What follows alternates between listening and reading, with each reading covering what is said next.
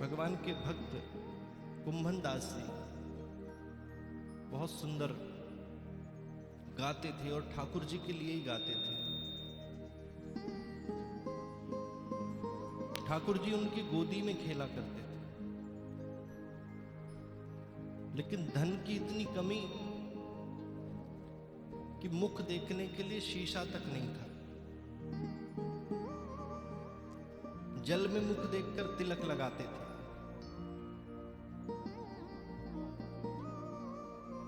एक बार ठाकुर जी ने एक राजा को प्रेरणा दी और राजा कुंभन दास जी की कुटिया में पधारे, और जैसी राजा पधारे ठाकुर जी गोदी में से गायब हो गए।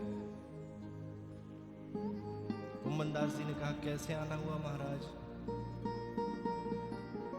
तो राजा ने कहा कि हमने सुना है आप बहुत अच्छा गाते हैं। और कोई व्यक्ति होता तो अभिमान में चूर हो जाता, हाँ अच्छा तो गाते हैं, जो राजा सुनने आया तो कितना अच्छा गाते हो। आप एक आध भाव कुछ हमें सुनाइए। राजा ने कहा, मैं अच्छा गाता हूं या मैं बुरा गाता हूं, मैं सिर्फ अपने ठाकुर जी के लिए गाता हूं, आपके लिए मैं नहीं गा सकता। राजा ने कहा, आपकी स्थिति को देखकर लगता है कि आपके पास धन का बहुत अभाव है, न भोजन की व्यवस्था है, न अच्छे वस्त्रों की व्यवस्था है, न कुछ और है।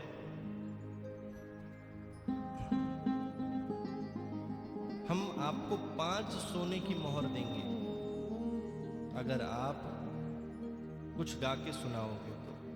कुंभन दास जी ने मना किया। राजा ने कहा, 10 ले लेना, 20 ले लेना, 100 ले लेना। अब तो बात आ गई, राजा भी अड़ गया। आधा राजपाठ दे दूंगा, सुना दे बाबा। कुंभन दास जी ने कहा, नहीं।